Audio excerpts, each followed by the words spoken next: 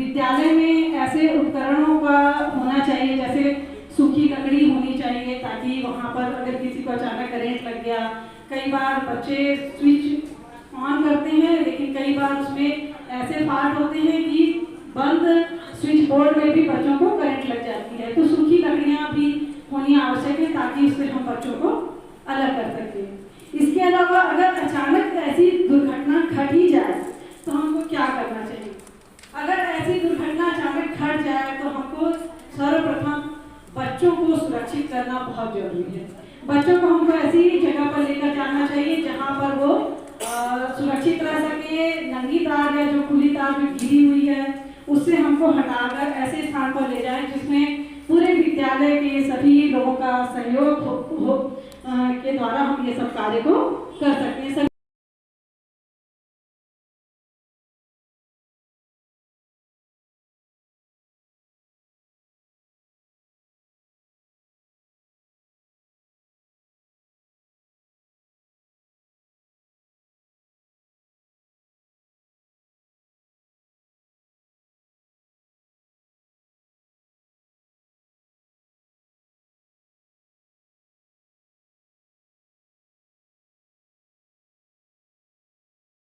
और उसको हमको किस प्रकार से हम हल कर सकते हैं उसके बारे में यहाँ दिया गया है। समस्या यहाँ बड़े शब्दों में लिखा गया है। आपको यह जानकारी मिल जाए कि आपके स्कूल का कोई बच्चा रोज स्कूल के लिए घर से निकलता है, स्कूल नहीं पहुँचता, तो आप क्या करेंगे? तो यहाँ पर ऐसा ये यहाँ पर समस्या दिया हुआ है। तो सर्वप्रथम हम देखते हैं कि 2 दिन 3 दिन नहीं आया बच्चा, तो हर शिक्षक के मन में जिज्ञासा आती है। जैसे ही मेरे ख्याल से तो मैं ही अपनी कक्षा में जब देखती हूँ कि 3 दिन बच्चे में अगर एक लिखा जाता है, आपसे उपस्थिति दर्ज होती है, तो मैं तत्काल उसके सहपाठियों से पूछती हूँ कि क्या कारण है ये नहीं आ रहा है। तो ऐसा सभी शिक्षक करते हैं। तो जब बच्चा नहीं आता है रेगुलर स्कूल तो उसके सहपाठियों से पूछा जाता है कि वो क्यों नहीं आ रहा है।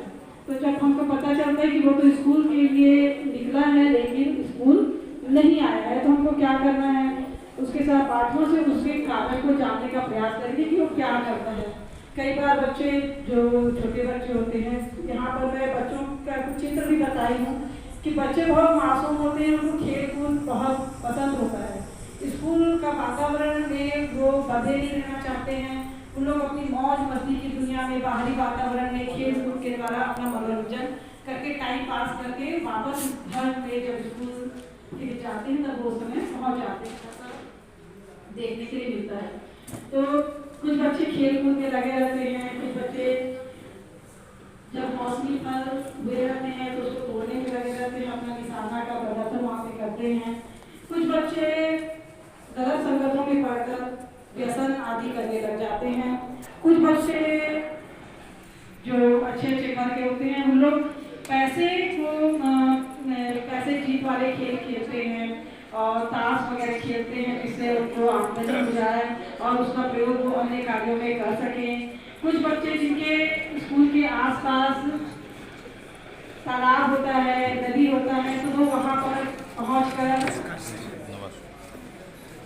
वहाँ पर मछली पकड़ना शुरू कर देते हैं। मैं जहाँ पहले थी वहाँ एक जगह मेरी पोस्टिंग हुई, वहाँ की शिक्षक शिक्षिकाएँ हड़ताल में गई थी, तो मुझे व्यवस्था में 2 दिन के लिए वहाँ जाना पड़ा।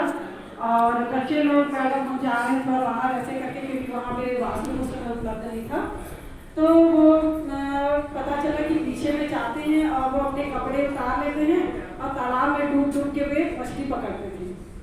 तो 2 दिन में तो उनकी समस्या दूर नहीं हो सकी, लेकिन मैं उन समस्याओं से अवगत हो गई कि किस प्रकार से नदी या तालाब के बगल में रहने वाले स्कूल के शिक्षकों की स्थिति होती होगी। तो ये सब भी समस्याएं आती हैं, तो हमको क्या करना है? इसमें समस्या का निवारण हमसे पूछा गया है, तो क्या करना है? तो सर्वप्रथम बच्चों के दोस्तों से पूछना है कि वो कहाँ जा रहा है, क्या कर रहा है।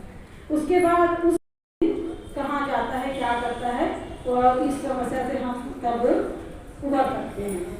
उसके बाद हम शिक्षक हैं, हमारा काम है प्रेरणा देना।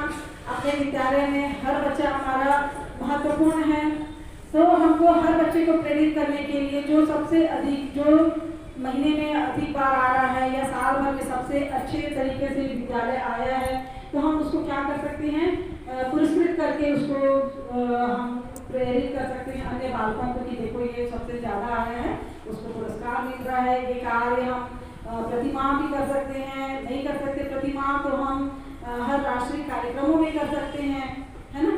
तो इस प्रकार से हम पुरस्कृत करके भी प्रतिदिन आने वाले छात्रों को पुरस्कृत करके हम अन्य बच्चों को प्रेरित कर सकते हैं। इसके अलावा शाला में बहुत सारे खेल कूद हों, क्योंकि खेल कूद के कारण बच्चा अगर बाहर जा रहा है तो विद्यालय में मनोरंजक खेल कूद हो, मनोरंजक प्रतियोगिताएं हो, मनोरंजक कार्यक्रम हो, सांस्कृतिक कार्यक्रम हो, गीत, कविता, चुटकुले, भाषण और बहुत सारी प्रतियोगिता, रंगोली, मेहंदी, जिससे उनके सही प्रकार की प्रतिभा का भी विकास होगा।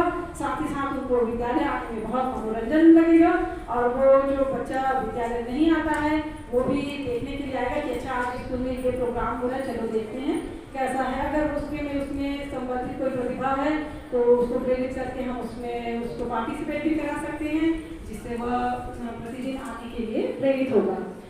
उसके पश्चात में जो बच्चा समस्याग्रस्त है उसको हम कक्षा का मॉनिटर या विद्यालय का कुछ अच्छा प्रभाव दे सकते हैं बच्चे लोगों वाला। हमारे विद्यालय